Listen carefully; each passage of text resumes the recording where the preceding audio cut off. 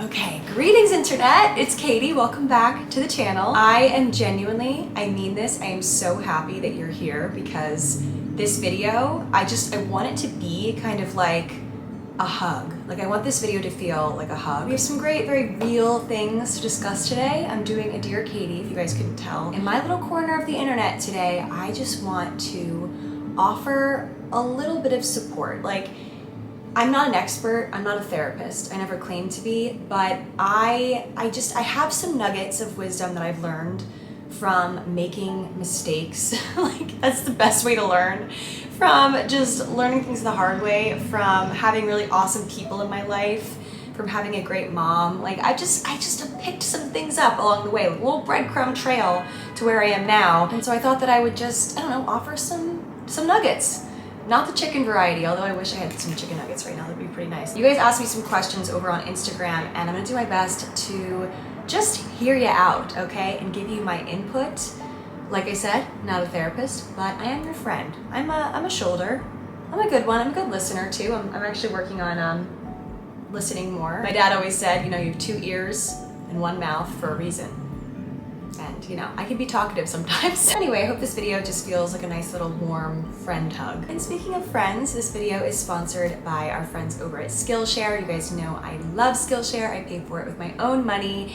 And I really genuinely think that if you're in a rut, if you're feeling kind of hopeless and don't really know where to go next or what to do to inspire you, I genuinely think that learning a new skill, whether it be in a realm that you're comfortable with already or something brand new, it can really be transformative. And that is one of the things that I do when I feel like I'm, you know, in a rut or overwhelmed with my current situation, is just kind of take a trip somewhere else. And I've been taking this one class on Skillshare recently that I really wanted to share with you guys. I'll have it linked below, and it's called Creative Mindfulness, Easy Exercises to Find Magic and Inspiration Everywhere. So it's taught by a filmmaker, and basically in the class, she really encourages you with these exercises to take in the world around you and draw inspiration and feel creative in your environment, wherever it may be. Even if it's somewhere you don't necessarily want to be, you can find beauty in spaces anywhere. And as I said earlier, this video is sponsored by Skillshare, so the first 1,000 people to use my link in the description box below will get a free trial of Skillshare Premium,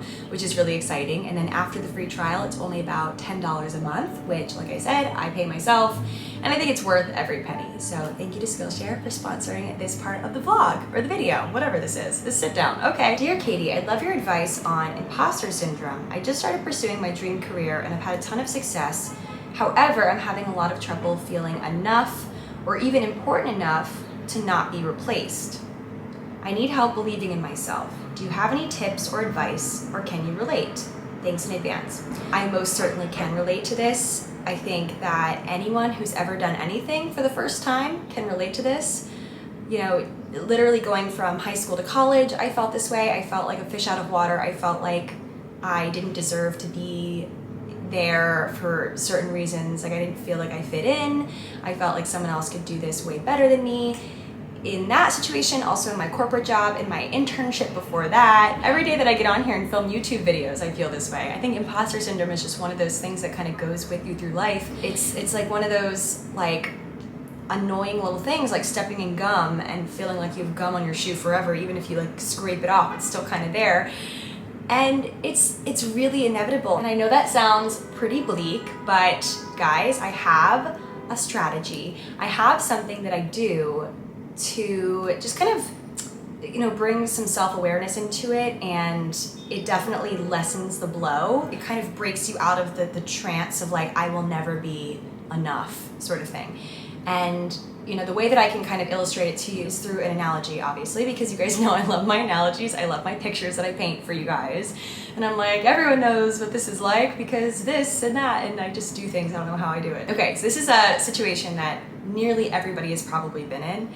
And if you haven't been on one end, you've been on the other end, if that makes sense. So basically, imagine this, you're like waiting in line somewhere, you're waiting for your food at a restaurant, you're with your friends, messing around, and you're like arguing about something like stupid, like, okay, why is this called this? Or like, why is this, you know, the sky blue? Or little things like that that just like won't make or break the universe if you disagree. But you know, there's reasons that some people think one thing or another thing, like the Mandela effect, like you think it's called this, but it's really that, and like things like that, okay? Like stupid little arguments. So you Google it, you figure out that you are in fact the one that is in the wrong. You are incorrect with your theory or whatever, and you just like can't believe it. You're like, no, there's a reason. Like you're searching your brain. You're like, why did I think that this was a thing? Like, did my mom tell me once? And I like latched onto that. Like you dig in your brain. You do that thing where your brain is like sifting through the files, trying to figure out like, where did this come from? Why am I thinking this? And you just like are kind of in disbelief. You're like stubborn. You don't think that this could be right because you have all this basis in your brain, things that you thought to be true all this time, etc. So your brain has a whole lot in there, as we know, and there are definitely like really scientific reasons for this that I'm not going to get into, but our brains are kind of wired to search for evidence, okay? To support certain things. If you, for some reason, believe yourself to be an imposter, meaning you don't feel like you deserve something, you don't feel like you deserve your job, you feel like someone can do it better than you, and you're kind of faking it till you make it to the point where everyone knows that you're faking it, and you feel like you're, you know, gonna be outed at any moment for being a fake, like any of those feelings, which I've felt a million times over, your brain is going to do that thing where it searches for evidence to support that and make you feel even worse, okay? It's gonna be like, okay, well, here's the reason why you're an imposter, because back in 7th grade you were bullied. So it just, you know, your brain does this thing where it kind of rubs it in your face that you're a failure and reminds you of every single time you've ever failed in your life. You know, I like to say, I think that we are genuinely, like, you know, too smart for our own good sometimes. Like, I think that our brains are too good. Like, sometimes I just, like, wish I could forget certain things. So yeah, if we feel that we lack confidence, we feel that we are, you know, not dateable. Like there's many different things that can apply to this. Our brains are gonna search for evidence to support that and search for reasons, okay? Like if I am single and feeling like my singleness is the worst thing ever, my brain's gonna search for reasons why I'm single. Like, oh yeah, you have cellulite on your thighs. That's the reason why you're single. Like our brains do the thing where it digs and digs and digs. And you know what stops that? Self-awareness. Knowing when you're doing it, knowing when you're caught in the act of picking, of digging, of searching. You have to stop your brain in your tracks and tell it, no, stop that. You are overanalyzing. You are digging for problems where they don't exist. Like you have to literally kind of like scold yourself and sit yourself down and be like, no, that's not what's really here. You're trying to invent something that doesn't exist. I promise you, you would not have gotten the job if you weren't qualified, if someone didn't believe that you were good enough. And I think it's hard when not everyone is like broadcasting these insecurities of theirs. Like a lot of people aren't gonna be open about the fact that they feel this way. Even, you know, your fellow new hires or your fellow college freshmen like aren't gonna be open and honest about their struggles. So you always think you're the only one, but you're not. You're not. And so having the self-awareness to stop the cycle will help you greatly. There's this book that I really love by Lauren Martin called The Book of Moods. I'll have it linked below. It's one of my favorite books. And there's this one section, page 53, where Audrey Hepburn, so you guys know I love Audrey Hepburn with like all of my heart and soul. The guy interviewing Audrey says, how comfortable are you watching yourself on the screen? And she says, terribly uncomfortable, always have been. I've always gone to see my rushes, which is like the first cut of the film, I believe, because I felt I should, because I thought maybe there's something I could still correct, but I'm terribly particular of myself. I don't like what I see. That's why it's always been such a miracle to me, because if I'd been successful, the audience, the people, they see something that I don't see. And he asks, if you could change anything about yourself, what would it be? And she says, I'd like to have smaller feet. I hate having big feet. My friends have pretty feet and wear such pretty shoes. That's obviously a more beauty-based example, but you know, Audrey Hepburn, the most beautiful woman in my eyes. I've had a portrait of her in like nearly every place I've lived in. I adore her, I respect her. She has these insecurities that she's not gonna broadcast. She feels like an imposter on screen, or did. If Audrey, one of the most successful, you know, we can even call her by her first name and know who she is, one of the most successful actresses of her time, can have this imposter syndrome, and many other actresses even now have this as well. It's like very common in acting. I think that it goes to show that we all have our demons, and we have to stop giving our brains the fuel to hate. So have some self-awareness and know when you're doing it, know when you're going down that road, and put a stop to it. All right guys, question number 2. Dear Katy, I'm 22 years old and I've just graduated from university with a law degree, and I just feel so lost. I have no idea what I want to do with my life while other people are getting their dream jobs and getting into relationships while I'm just here. I know that I should never compare myself to others, but it's hard sometimes to not think that I'm a failure or slacking because I don't have a plan in life. I feel like I have barely lived. I have followed the rules to a T my whole life, and I'm regretful that I didn't make more mistakes. I feel like I haven't properly lived or made memories, and now I'm expected to get a 9-to-5 job, and I just don't know. I crave adventure more than anything, but I just don't know what or how to fulfill that feeling.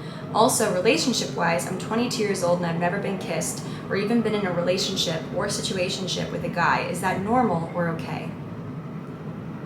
This is my very long-winded way of saying I'm stuck and I'm not really sure what to do. This person has no idea how common these feelings are. I can tell by the way they phrase it. They feel, it kind of sounds like they feel like they are alone in this. They think that they're the only one that feels this way at 22. 22 years old, it's 22 years young, by the way.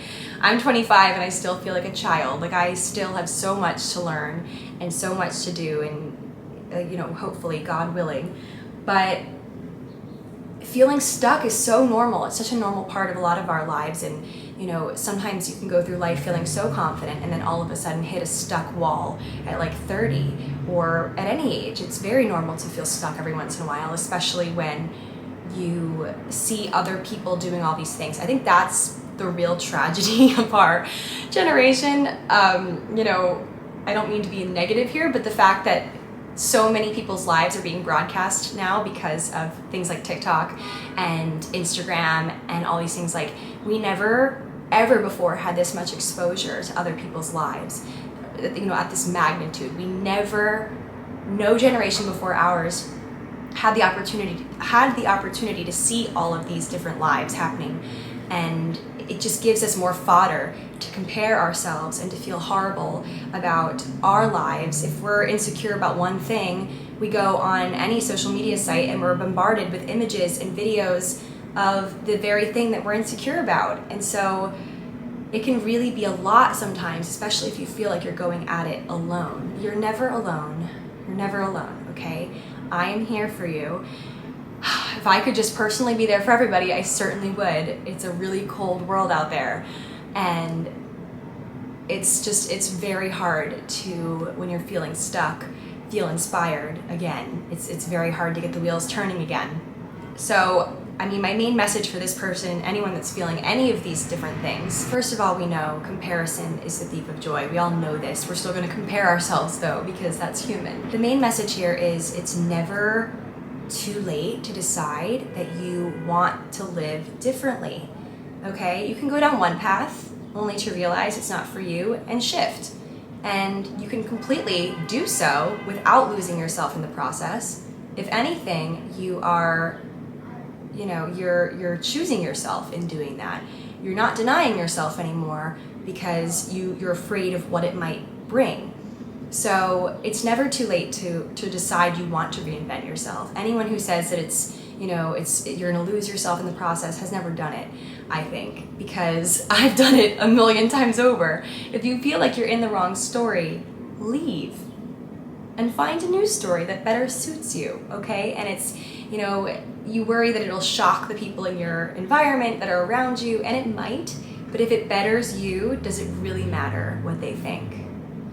Does it really matter? Not really. And it never hurts to journal. It never hurts to make a list of goals and just do one little baby thing every day that kind of freaks you out and makes you uncomfortable, because, we've discussed this before.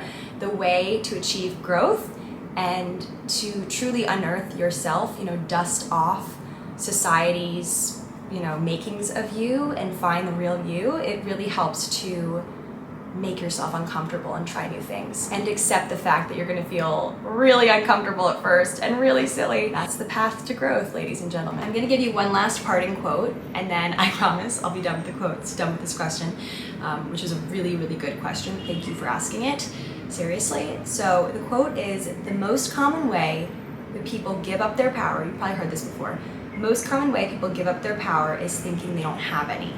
So you thinking like, oh, my entire life has been a waste. I, didn't act out and be adventurous when I had the chance. Like, you're giving up all of your power. You don't think that you have any room to mess up in the rest of your life. Like, oh, you didn't act out when you were 18? What a pity. I didn't either. I was such a straight edge kid in high school. You guys know, you watched me grow up. I was, the most straight edge, most judgmental behind the scenes, like judging anyone else who did anything. Like, I've certainly changed now.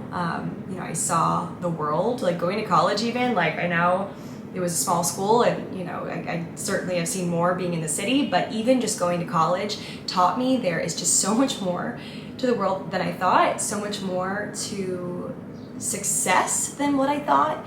And so it really does take just getting out of your element a bit. Each time I've traveled somewhere, I've learned a new way to exist, okay? And so I think that if you want adventure, if that's what you seek, you're the only person standing in your way, and you can find adventure, I don't want to say like in your own backyard, but you kind of can. You can go out and find it. You don't have to go all the way to like Croatia or something, which I really do want to go to Croatia. That's on my list. And by not giving yourself a chance and thinking your life is wasted because you haven't kissed a boy, you are negating, you are not realizing the true power of your being. And like I said, the most common way people give up their power is not thinking they have any, or thinking they don't have any.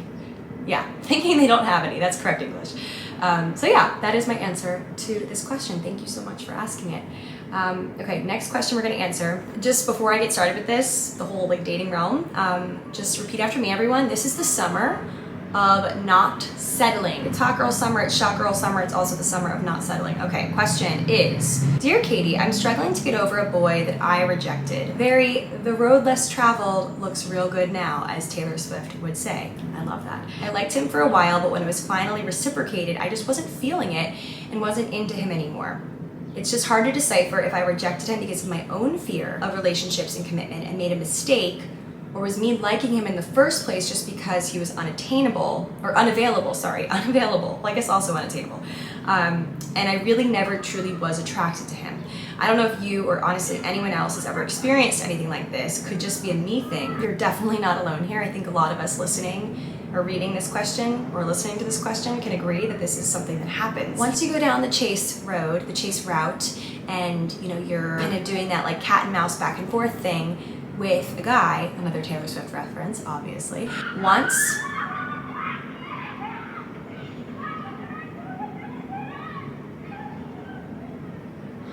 Once you get the guy or the girl, once you get them where you want them and the feelings are confirmed, you're like, oh, that doesn't feel like what I thought it was gonna feel like. Because now, the thrill of the chase is up and I have nothing to work towards now because I have it. And that's very common. It's common to, once you work towards something, once you get it, you're like, wait, that's it? I think you should ask yourself some questions, which can always be hit or miss. Because obviously if we're asking the questions, we're also answering the questions. We can tailor the questions to be more comfortable for us to answer. Okay, basically what I'm saying here is you have to do some deep thinking, okay? You have to ask yourself, what about this person sent you on the chase to begin with? Was it because you were genuinely attracted to them, or was it because your friends said they were cute and you're toxic? I'm just kidding. If you're with a group of friends and everyone's like, oh, that guy's really cute, and then the guy expresses even like a hint of interest in you and you're like, oh my god, I think I love him, like I think I need him because my friends prove, there's just certain things that set you on the chase. Did you start pursuing this guy or investigating the potential of a relationship because you really liked him, or because you liked the idea of him?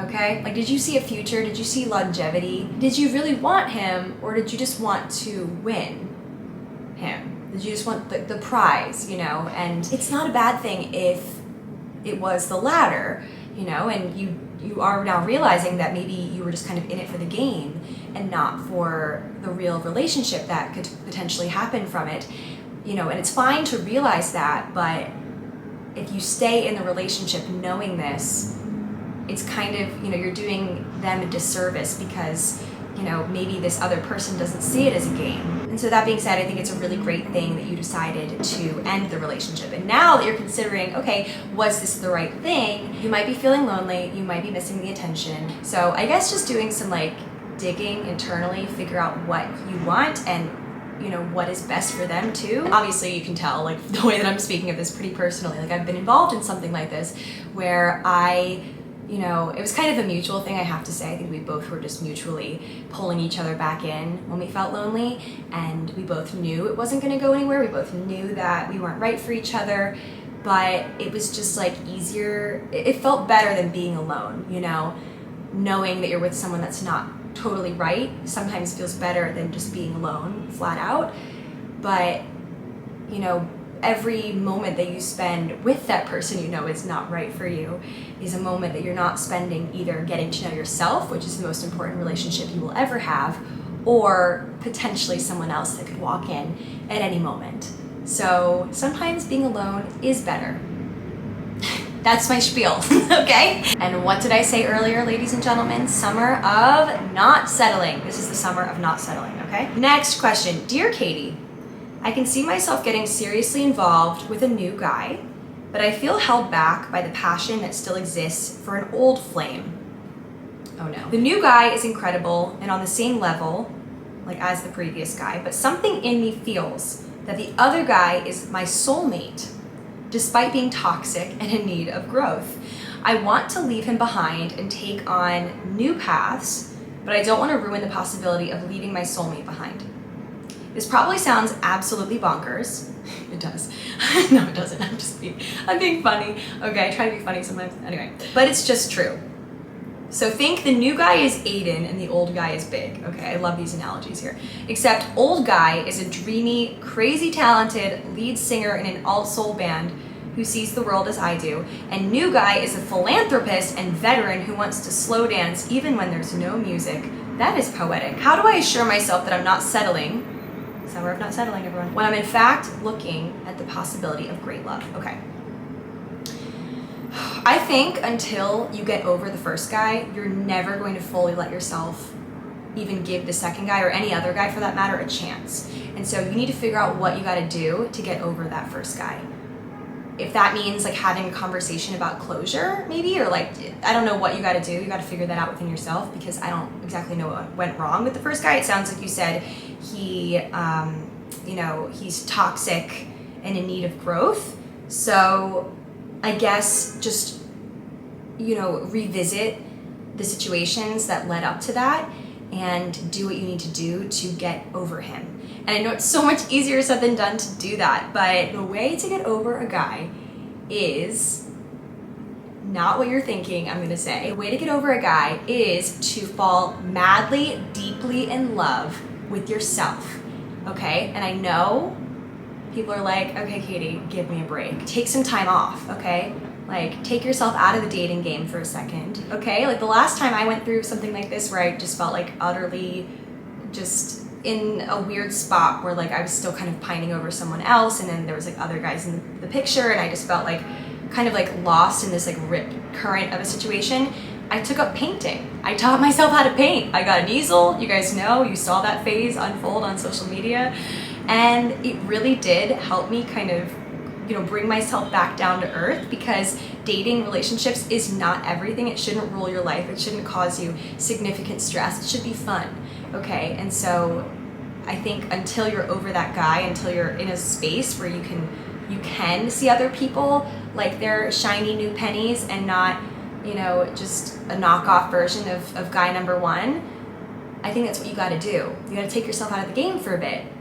And I know other people will disagree and be like, oh no, you have to get out there twice as hard. I don't think that that's fair to anyone that's, you know, caught up in that as collateral damage and, you know, sucked into your tornado of a spin cycle. Like, I don't know. That's my 2 cents on that. I'd say, you know, let that guy number 2, let our poor Aiden fellow, let him go, because we saw how that worked out on Sex and the City. Like, it just, you know, let him down easy. I suggest, say you need some time for yourself, which is not selfish to do in times like these, and find healthy distractions, whatever that may be for you. Maybe some books, or, some painting like me. I don't know. All right, guys, this brings me to our final question in this Dear Katy video. It's very bittersweet. I hate when I have to say goodbye to you guys, but we're gonna get through it. Okay, last question. Dear Katy, I just moved to the city and I'm starting to find myself in what I want to do. Congratulations. I have some ideas, but nothing has come to fruition yet. My parents always say they will support me with whatever I want to do, both emotionally and if I ever need it financially, and I feel extremely blessed to have that cushion. However, now that I'm here, I feel like they judge everything I do and question everything I'm telling them, and I don't feel like they trust my judgment or respect my decisions anymore. I'm completely self-sufficient right now, and my parents aren't supporting me financially in any way, so I'm not sure why they are questioning everything I do when I just want them to listen when I talk. Any advice? Okay, here's my opinion on this. When parents do this, you know, it is from a place of love, for sure, but I think first and foremost, a lot of the time, in my experience of, you know, having friends that have had these issues and just like my experience, a lot of times your parents, whether they know they're doing it or not, are projecting. Hey guys, Editing Katy here. Just want to clarify something because I kind of like articulated this super incorrectly. I think a lot of times our parents do project their own fears onto us. I think also they maybe, you know, from their childhoods and their experiences as teenagers or young adults, they don't want us repeating the mistakes that they made. And so they tend to, you know, question a lot of the things, or they just full on do not understand how life is these days, you know, especially in a city. If maybe you're from a suburban area and they don't really understand New York City and understand that things are different here. So, you know, I think it's kind of a blend of those things all together in a happy little mess of a package. But let me continue. But if it becomes something that really gets in the way of your well-being and your progress, obviously you have to have a conversation with them about it. Sometimes they don't even know that they're doing it, okay? Maybe your parents don't know. If you are making choices with conviction, you know, and are confident in what you're doing and the choices that you're making, your parents will see that confidence. If anything, it kind of propels you, kind of encourages you to be more confident in your choices and to, you know, really chase after what you want, because, you know, my mom will see right through. If I'm doing something that I don't fully believe in, or if I'm scared, she will see right through. She will see that. And so in order to prove to my parents that I'm doing great and I don't need them to constantly check in on me all the time and, you know, be annoying, because I love them, but they're annoying sometimes.